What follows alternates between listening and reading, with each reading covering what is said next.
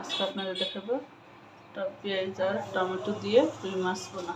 রুই মাছগুলো দিয়ে নিলাম, দিয়ে লবণ দিয়ে দিব, সামান্য একটু রসুন বাটা দিয়ে দিব, একটু আদা বাটা দিয়ে দিব, একটু জিরা বাটা দিয়ে দিব, একটু মরিচের ফাঁকি দিয়ে দিব পরিমাণ মতো, হলুদের ফাঁকি দিয়ে দিব পরিমাণ মতো, ধনিয়া গুঁড়া দিয়ে দিব পরিমাণ মতো, সামান্য একটু সরিষার তেল দিয়ে মাছটি ভালো করে মেখে দিব।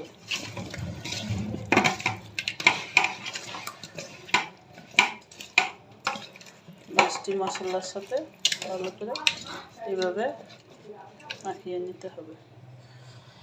মাছটি এভাবে মেখে 5 মিনিট রেখে দেবো। সরিষার তেল দিয়ে রান্না করবো, তাই ফ্রাই প্যানে আগে সরিষার তেলটা দিয়ে দিলাম, তেলটা গরম হওয়ার জন্য। এই যে আমার সরিষার তেলটা গরম হয়ে গেছে, মাখানো মাছগুলো সবগুলো মাছ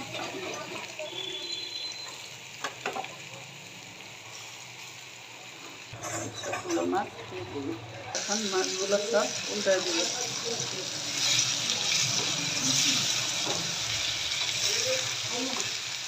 এই যে মাছগুলো সব উল্টায় দিল, আর এগুলা আরেকটু হবে,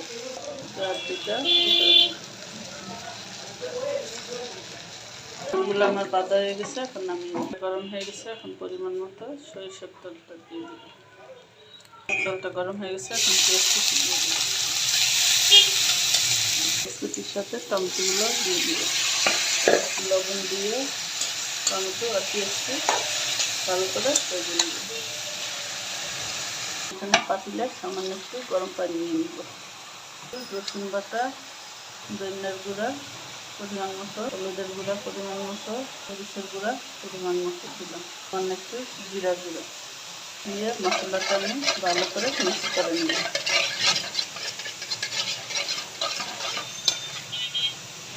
এদিক দিয়ে পেঁয়াজ আর টমেটোগুলো আমি একবারে ভাজা ভাজা করে নিব। মশলাটুকু দিয়ে দিব। চুলার আঁচটা কমিয়ে মশলাটা ভালো করে কষিয়ে নিই। সামান্য একটু লবণ দিয়ে দিব, আলাদা স্বাদের জন্য সামান্য একটু চিনি দিয়ে দেবো, কারণ টমেটোগুলো খুব পরিমাণে।